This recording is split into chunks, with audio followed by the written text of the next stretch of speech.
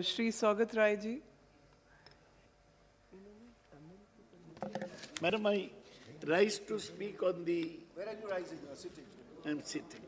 I sit to speak on the Don't say rise to Arbitration and Conciliation Amendment Bill. Adhir Ranjan Chaudhary has spoken at length on the need or not on the need of not having brought the ordinance. There is absolutely no reason when you look at the small amendment that has been brought, that what was the hurry?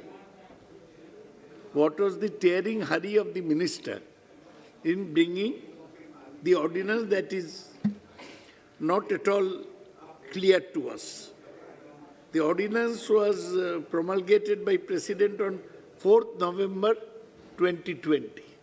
And this is only 4 months since then. What have you gained in the 4 months? You have destroyed, you have harmed a legislative procedure and taken recourse to Article 123(2) of the Constitution. So to start with, I oppose the bringing of this ordinance on this very trivial bill. Now, what does this bill do? Bill says that it inserts a new clause that where an arbitration agreement or making of the award is induced or affected by fraud or corruption, it shall stay the award unconditionally, pending disposal of the challenge. And the other is qualification, experience and norms for accreditation of arbitration shall be as may be specified by regulations. Instead of including the qualification as was in the 8th schedule, now it will be through regulations. Ma'am, I am speaking with trepidation in front of you, a legal luminary in the chair, and one legal luminary, Ravi Shankar Prasad, in front of me, one legal luminary, Pinaki Misra, behind me. So I am surrounded by luminaries. Bermuda is a Bermuda Triangle. So you'd pardon if my presentation lacks the legal teeth that you, madam, normally give to all arguments. Now, let me say that what is this amendment all about? If I read the history, the Arbitration Conciliation Act, consolidating the law on domestic arbitration, international commercial arbitration, enforcement of foreign arbitral award and conciliation. This act was based in 96 on the model law adopted by United Nations Commission on International Trade Law in 1985. After 11 years, we made the law.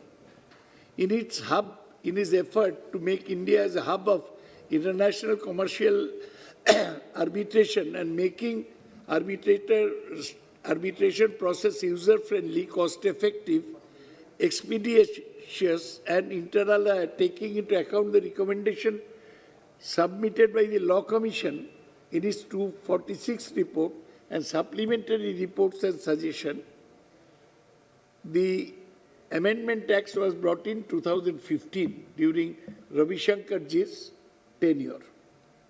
Subsequently, some practical difficulties to the Amendment Act were pointed out. Then again, Act was again amended in 2019, enforced with regard to 38/2019.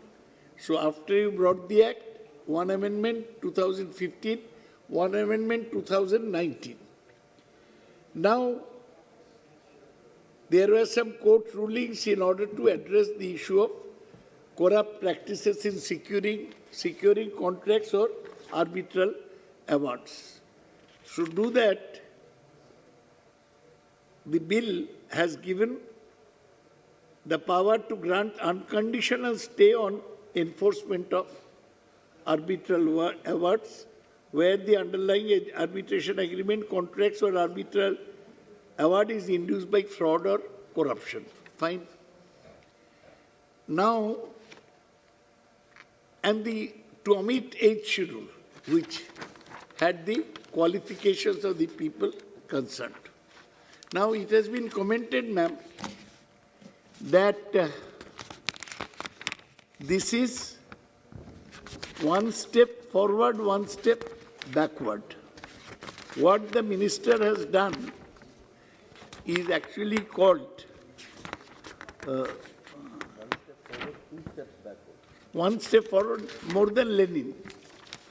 What, madam, it has done is to one step forward, several steps backward.